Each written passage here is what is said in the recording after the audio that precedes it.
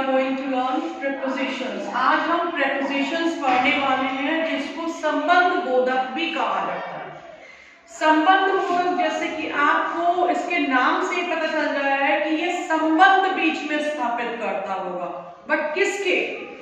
A preposition is a word used before a noun or pronoun. अभी हम यहीं तक पढ़ते हैं।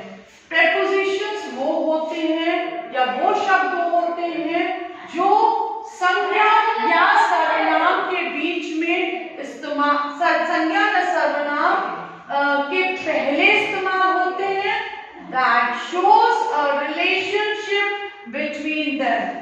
Prepositions संबंध बोधक शब्द ऐसे शब्द होते हैं जो संज्ञा या सर्वनाम के पहले इस्तेमाल होते हैं और वो संबंध स्थापित करते हैं उसी से रिलेटेड जो दूसरा वाक्य आगे लिखा रहता है।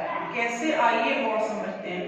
जो कि पहले और दूसरे वाक्य को जोड़ता है। वाक्य एक ही है लेकिन उसके बीच में वो रिलेशनशिप जब जोड़ता है, जो संबंध बनाता है, उन शब्दों को संबंध बोधक या प्रपोजिशन बोलते हैं।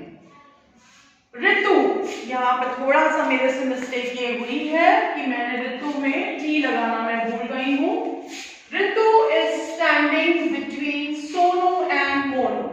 अब यहाँ पे प्रपोजिशन बिटवीन होगा, पर क्यों? सोनू और मोनू ये आपके नाउन है, यानी कि संज्ञा शब्द है।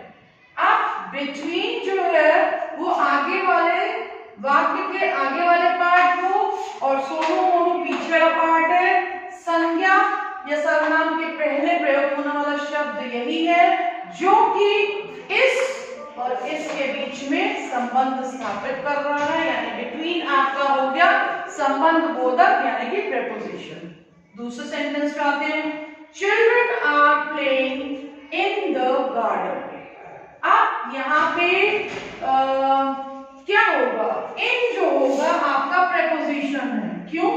क्योंकि इन जो है वो आपका संबंध बना रहा है इस पहले वाक्य चिल्ड्रन आर प्लेइंग और द गार्डन। गार्डन क्या है? दैट इज आपका एक तरह का कॉमन नाउन है, किसी स्पेशल नाउन को नहीं दिया गया है, तो ये आपका एक कॉमन नाउन है। और इस वाले और इस सेंटेंस के आगे वाले और पिछले वाले पार्ट को जोड़कर ये शब्द प्रयोग हो रहा है और ये आएगा आपका प्रेपोजिशन में।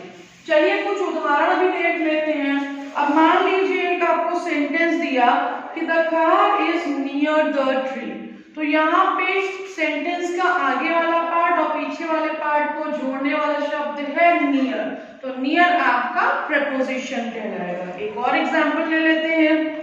The cow is sitting under the tree. अब अंडर द ट्री यानी काउ जो है वो शेड में, ट्री की शेड में बैठी हुई है, तो द काउ इज एक आपका अगला पार्ट हुआ एंड द ट्री आपका पिछला पार्ट हुआ, और इन दोनों को जोड़ने वाला जो संबंध बोधक शब्द है वो है आपका अंडर। ओके, तो यहाँ पर जो भी संबंध स्थापित, रिलेशनशिप स्थापित कर रहे हैं बीच में संज्ञा या सर्वनाम के पहले जो प्रयोग हुए शब्द, उनको संबंध बोधक या प्रेपोजिशन कहते हैं।